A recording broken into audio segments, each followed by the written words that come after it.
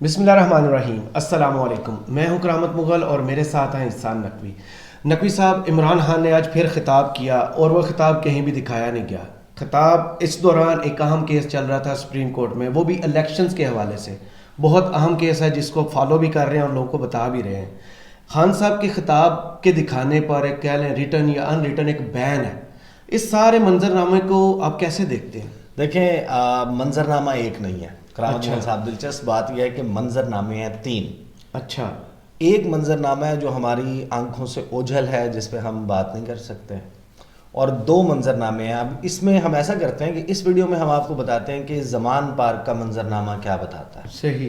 خان صاحب کا جو خطاب ہے اور اس کے حوالے سے، اب ظاہر ہے کہ جب بھی کوئی پولیٹیکل لیڈر اگر گفتگو کرتا ہے، ایک اس کی وہ اپیرنٹ میسیجنگ ہوتی ہے جو آپ کو سامنے نظر آ رہی ہوتی ہے، اور ایک اس کی انڈر لائن میسج اور میننگ ہوتا ہے. صحیح. کہ جو اندر چھپا ہوتا ہے اور اس میں ایک میسج کنوے کیا جا رہا ہوتا ہے. خان صاحب نے جو خطاب کیا، آپ کو پتہ ہے کہ ٹیلی ویژن چینلز کو انسٹرکشنز آ جاتی ہیں، اور یہ منظرنامہ ہمیں کیا بتاتا ہے، اگلا منظرنامہ ہمیں کیا بتاتا ہے، وہ بڑا دلچسپ ہے. صحیح. شہباز شریف، مولانا اسد محمود، بلاول، مریم اورنگزیب، وہ بھی ایک بڑا دلچسپ منظرنامہ ہے، لیکن وہ اس کے ہم فوراً بعد والی ویڈیو میں کریں گے. چلیں پہلے عمران خان سے شروع دوپہر میں کریں گے. جو خان صاحب والا منظرنامہ ہے نا، وہ بڑا دلچسپ ہے. دیکھیں، آج تو آپ کو انسٹرکشنز آتی ہیں کہ خان صاحب کو نہیں دکھانا. جی بالکل ایسے ہی ہے. آج آپ کو یہ انسٹرکشنز بھی آتی ہیں، کبھی پیمرا کی طرف سے ریلی نہیں دکھانی. کچھ عرصہ پہلے یہ انسٹرکشنز آتی تھی کہ دکھانا ہے، جی کاٹنا نہیں ہے. آپ کو پتہ ہے کہ اشتہار ڈراپ ہو جاتے تھے، ہیڈ لائنز ڈراپ ہو جاتی تھیں. جی. خان صاحب کی جو پالیٹکس ہے نا، وہ اس حد تک تبدیل ہو گئی ہے کہ آپ، یعنی کہ میں اکثر حیران ہوتا ہوں یہ دیکھ کے کہ پاکستان میں رہتے ہوئے کوئی پولیٹیکل لیڈر اس نے اس قسم کی سٹرگل نہیں کی. یہ جھوٹ ہے. پاکستان پیپلز پارٹی کے بارے میں کہتے ہیں کہ جناب اس نے بڑی ریزسٹنس کی، مزاحمت کی، فلاں کیا فلاں. آپ کسی سے پوچھ لیں، ان کے ورکر نکلتے تھے، ان کی لیڈرشپ بھاگی بھی تھی. آدھے ایگزائل میں تھے، بے نظیر بھٹو 86 میں آئیں، اس سے پہلے ان کے لیڈرز جاتے تھے، باہر نکلتا نہیں تھا. عمران خان موجود ہے. صحیح. اور عمران خان صاحب نے جو گفتگو کی ہے، اس سے آپ کو جو منظرنامہ پتہ چلتا ہے، وہ ایک طرف تو گینگ اپ ہوا ہے نا کہ الیکشنز نہیں کروانے. اور خان صاحب نے اپنا جو خطاب کیا تھا، آپ کو یاد ہے، اس میں انہوں نے کہا تھا کہ جب یہ ججمنٹ آیا تھا 1 مارچ کو، جی جی، اور اس کے نتیجے میں 30 اپریل کا اعلان ہوا، اس میں خان صاحب نے کہا کہ بس اب اس فیصلے کے اوپر ہم کھڑے ہیں آپ کے ساتھ، عدلیہ کو سپورٹ کریں گے. لائرز کمیونٹی سے انہوں نے اپیل کی، ججز سے، عدلیہ سے انہوں نے کی کہ پاکستان میں فری اینڈ فیئر الیکشنز کروائے. اب وہ جو منظرنامہ ہے، وہ منظرنامہ واضح ہوتا ہے انہی جملوں میں. اچھا، ایک بڑی دلچسپ بات ہے، جس طرح آپ نے دیکھا نا کہ جب آپ کوئی چیز پہلی مرتبہ کہہ رہے ہوتے ہیں تو جو سیکوینس آف ایونٹ ہے، اس میں آپ بہت ساری چیزیں یاد کر کے بتا رہے ہوتے ہیں، دہرا رہے ہوتے ہیں. اس میں کہیں آپ بریک بھی ہو جاتے ہیں. پھر کچھ عرصے کے بعد جب آپ ایک ہی چیز، مثلاً آپ، چھوٹا بچہ اگر کلاس میں جاتا ہے، اسے آپ گنتی سکھاتے ہیں، وہ آہستہ آہستہ سیکھتا ہے، پھر اس کے بعد اس کی روانی ہو جاتی ہے آٹومیٹیکلی. اب وہ جو خان صاحب رجیم چینج سے لے کے اب تک کی بات پر آتے ہیں نا، وہ باقاعدہ جس طرح کہانی نہیں ہوتی، منظرنامہ، منظر کشی کرنا کہ کیا ہوا. آج جب انہوں نے گفتگو کی نا، وہ گفتگو بالکل اس طریقے سے تھی جیسے آپ کہانی سنتے ہیں نا کہ ایک دفعہ کا ذکر تھا، ایک دفعہ کا ذکر ہے کہ ایک لکڑہارا ہوا کرتا تھا. جی جی. آج کہانی شروع ہوئی، خان صاحب کہتے ہیں کہ ایک جھوٹ کو چھپانے کے لیے 100 جھوٹ. اچھا نہیں، یہ ساری نہیں میں پڑھ رہا، میں صرف آپ کو نا مین چیزیں جو لنک ہو رہی ہیں وہ میں آپ کو بتا رہا ہوں، پھر ہم اس پہ تھوڑی سی ڈسکشن کریں گے. وہ کہتے ہیں کہ ایک جھوٹ کو چھپانے کے لیے 100 جھوٹ بولنے پڑتے ہیں، پھر اس کو نبھانے کے لیے مسلسل غلط کام کرنے پڑتے ہیں. Regime change. ایک آرمی چیف جنرل باجوہ نے فیصلہ کیا کہ عمران خان اسے پسند نہیں ہے. اس نے فیصلہ کیا عمران خان کو ہٹانے کا. اس کو شہباز شریف بہت پسند تھا، وہ سمجھتا تھا شہباز شریف بہت بڑا جینیس ہے، اور اسحاق ڈار سے بڑا اکانومی کا کوئی وزرڈ نہیں ہے. وزرڈ کہتے ہیں میجیشین، جادوگر. اچھا، یہ کہانی آپ دیکھیں بالکل کیسے چل رہی ہے، فلو میں ہے کہ وہ سمجھتا تھا، اس کو لگتا تھا، وہ اس طریقے سے جیسے موویز کے سیکوینس بنتے ہیں. ہاں، اس کو لگتا تھا، اور اسحاق ڈار سے بڑا اکانومی کا کوئی وزرڈ نہیں ہے. تو اس کی بھی عقل دیکھ لیں. صرف یہی نہیں، اور بہت وجوہات تھیں حکومت گرانے کی، وہ بھی بتاؤں گا کبھی اگر میں نے فیصلہ کیا. لیکن جب حکومت گرا دی، جب پتہ چلا، دیکھ لیا کہ پبلک نے ریجیکٹ کر دیا ہے امپورٹڈ حکومت کو، ٹویٹر پر ریکارڈ ٹوٹ گئے، پبلک نکلی، بائی الیکشنز میں بھی واضح ہو گیا. انہوں نے بتایا کہ اتنے بائی الیکشنز ہوئے، بھائی 36-38 بائی الیکشن ہوئے، 30 ہم جیتے. اچھا، اس میں یہ بات بہت اہم ہے کہ یہ جو خطاب تھا نا، جی یہ خطاب عمران خان صاحب کا پی ٹی آئی کے سپورٹرز ووٹرز کے لیے کم تھا, حکومت میں بیٹھے ہوئے جو جماعتیں ان کے لیے کم تھا. صحیح, بیسکلی یہ جن کو میسج کنوے کرنا تھا کر دیا. یہ میسج تھا پاورز دیٹ بی کے لیے. صحیح, جو یہ خطاب تھا بیسکلی اس میں انہوں نے دوبارہ سے اپنی کچھ چیزیں سامنے رکھی ہیں, اور مجھے لگتا ہے کہ جس طرح خاص طور پہ جب خان صاحب نے یہ ٹویٹ کیا تھا نا کہ میں سب کے ساتھ بیٹھنے کے لیے تیار ہوں, وہ ایک بڑا پالیسی شفٹ تھا. صحیح, شاید اس میں آپ انڈرسٹینڈنگ سمجھ لیں. مجھے یاد ہے کہ ہماری ملاقات ہوئی جس دن خان صاحب پہ پرچہ نہیں ہوتا, پہلا دہشت گردی کا پرچہ ہوا تھا جب انہوں نے F9 پارک میں جا کے تقریر کی تھی شہباز گل والے معاملے پہ اور ARY کے بند ہونے کے معاملے پہ. بالکل بالکل. اس دن ان سے نا اس میٹنگ میں ایک سوال ہوا تھا کہ آپ کوئی سخت کال کیوں نہیں دے رہے احتجاج کی, ملک گیر, فلانا فلانا, کیے تو تھے انہوں نے اس سے پہلے بھی, جو پرانی ہسٹری ہے پاکستان کی. اس وقت انہوں نے کہا کہ دیکھیں میں یہ کر دوں گا, اس سے ملک کا بڑا نقصان ہو جائے گا. معیشت خان صاحب پریکٹیکلی ہی از سو شیور, اور وہ نظر آتا ہے ان کے نمبرز دیکھ کے, جلسوں میں نمبرز دیکھ کے, ان کی خطاب ہوتا ہے ان کی ویڈیوز کے نیچے نمبرز دیکھ کے, جو ان کو ٹی وی پہ دکھاتا ہے اس کی ریٹنگز دیکھ کے. آپ کو تب اس کا پریکٹیکل تجربہ ہے نا. جی بالکل. تو وہ ان کو یہ شور نظر آتا ہے کہ حل کوئی نہیں ہے, انہوں نے آنا ہے. اور میرا خیال ہے کہ اس میں شاید یہ سوچ ہے, ان کو لگتا ہے کہ اگر یہ بہت ہی خراب ہو گیا تو میں آگے پھر میں کیا کروں گا, میں اس کو کیسے فکس کروں گا. جس تباہی پہ, جس نہج کے اوپر پہنچ گیا, کچھ بچے گا تو آپ کچھ اس کو آگے بنائیں گے نا. تو اس گفتگو میں آپ کو اس کا بھی جو ہے وہ اندیا اس کے بھی اشارے ملتے ہیں. پھر وہ کہتے ہیں خان صاحب کہ ان کو یہ خوف آ گیا کہ الیکشن نہ ہو, انہوں نے ظلم کیے. پھر وہ پوری کہانی انہوں نے بتائی, اس ایک جھوٹ کو, ایک غلط فیصلے کو بچانے کے لیے ملک کتنی بھاری قیمت ادا کر رہا ہے. جوڈیشل ریفارمز کے حوالے سے انہوں نے تذکرہ کیا. اب یہ ساری بات گھوم رہی ہے اس کے ارد گرد جو مریم نواز صاحبہ نے شروع کیا. پہلے سرگودا جلسے میں انہوں نے تصویریں لگائی ججز کی, اس کے بعد وہ بینچ فکسنگ والی ایک پریس کانفرنس تھی, وہ آپ کو یاد ہوگی, اور پھر وہ پارلیمنٹ کا منظرنامہ فوراً تھی ڈپٹی اسپیکر کی رولنگ کے فوراً بعد نیکسٹ ڈے. بالکل. یہ جب سارا جو ہے وہ شروع ہو گیا نا, وہ بینچ فکسنگ کا معاملہ اور یہ سب کچھ انہوں نے کر دیا, جب یوز کی گئی, اور اب باقاعدہ ججز کو, عدلیہ کو بلیک میل کیا جا رہا ہے. اچھا, آڈیوز ویڈیوز کے شوشے, فلاں آ رہا ہے, ثاقب نثار, وہ ان کے اوپر یہ کہ جناب یہ ہینڈل کر رہے ہیں, اور بالکل ایک ماحول بنا دیا کہ جیسے اگر سپریم کورٹ آف پاکستان آئین پاکستان کے مطابق 90 روز میں الیکشنز کے حق میں رولنگ دیتی ہے تو ہم یہ کہیں گے کہ یہ ہمارے ساتھ ظلم ہو گیا. مطلب یہ ہمارا بیانیہ ہوگا, پھر ہم مزاحمت دکھائیں گے کہ دیکھو ہم عدلیہ کے مارے ہیں. مطلب آپ اندازہ لگائیں نا اس بات کا, اس کے پیچھے لاجک پہ دیکھیں.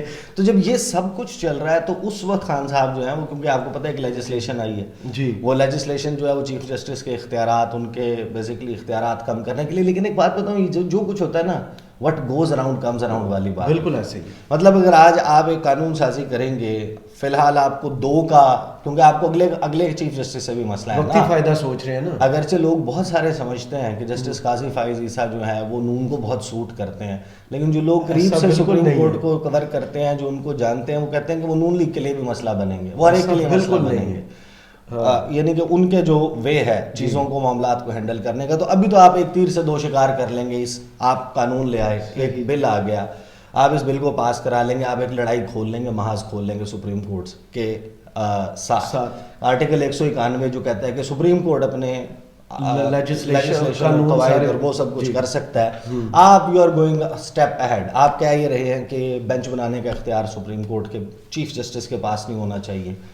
ایک 3 ممبر کمیٹی بنے. اب 3 ممبرز کمیٹی میں طارق صاحب, جسٹس قاضی فائز عیسیٰ, سینیورٹی کے اعتبار سے نا جو سینئر 3 ہوں گے نا, تو چیف جسٹس, اس کے بعد یہ 2, تو 2 میں ان کو لگتا ہے کہ ہمارا پلڑا بھاری ہوگا. مطلب کتنا آپ نے اس کو اوپن بلیٹنٹ ایک گیم بنا دیا, پولیٹیکل گیم بنا دیا ہے کہ اب اس کے اوپر بہت, یہ اس کو انڈو کرنا بہت مشکل ہو جائے گا. اچھا, یہ جو ساری پریشر ٹیکٹکس چل رہے ہیں, سو موٹو کے اختیار کے حوالے سے, بینچ بنانے کے حوالے سے, مختلف جو ٹیکنیکل اپیل کے حوالے سے, اس تمام لائر چینج کرنے کے حوالے سے, ان تمام بڑی امپورٹنٹ چیزیں اس میں. تو وہ اس پہ خان صاحب نے کیا بات کی, انہوں نے کہا کہ دیکھیں جوڈیشل ریفارمز کی ضرورت ہے, لیکن یہ جس وقت کیا جا رہا ہے نا, اس سے صاف ثابت ہوتا ہے کہ ان کی نیت خراب ہے. جلد بازی میں کابینہ سے ایک بل پاس کروایا اور تراویح اور نماز کے وقت بل اسمبلی میں لے کر آیا گیا. اور اس قانون سازی کا مقصد عدلیہ کو دباؤ میں لانا ہے. نیوٹرلز بھی ان کے ساتھ کھڑے ہو گئے ہیں. پھر وہ کیسے توقع کرتے ہیں کہ جب لوگ تنقید کرتے ہیں تو یہ لوگ کہتے ہیں کہ کسی ادارے کی توہین ہو گئی. ان کی کرپشن پر کتابیں لکھی گئی ہیں, لوگ کیسے ایکسیپٹ کریں گے اس کو. یہ خان صاحب نے کہا. پھر وہ 25 مئی کے حوالے سے کہ 25 مئی سے جو ہے وہ جو کچھ ہونا شروع ہوا, انہوں نے ہر قسم کا ظلم کیا, ان کو کوئی شرم اور حیا نہیں ہے. پھر خان صاحب نے کہا کہ انگریز کے دور میں جو تحریک چلی تھی اس وقت بھی ایسے ظلم نہیں ہوا. اب یہ دیکھیں یہ کچھ چیزیں ہیں. لوگ نا ظاہر ہے کہ یہ لڑائی جیسے کو کہتے ہیں نا کہ ہمارے ہاں یہ کہا جاتا ہے, ابھی ظاہر ہے کہ اس لڑائی کا بنیاد کی لڑائی تھی, یہ بقا کی لڑائی اس کو کہتے ہیں. ہاں, اس لڑائی کا نتیجہ آنا ہے ابھی سامنے. صحیح. ابھی نہیں آپ کو پتا کہ who had the last laugh, کہ آخری کہا کون لگائے گا, جو آپ بار بار ذکر کرتے ہیں, یہ بھی نہیں پتا اس سارے معاملے میں. لیکن ایک بات طے ہے کہ ہمارے ہاں اس لڑائی سے پہلے والی لڑائیوں میں یہ کہا جاتا ہے کہ دیکھیں ریاست سے کوئی نہیں جیت سکتا, اسٹیبلشمنٹ سے کوئی نہیں جیت سکتا.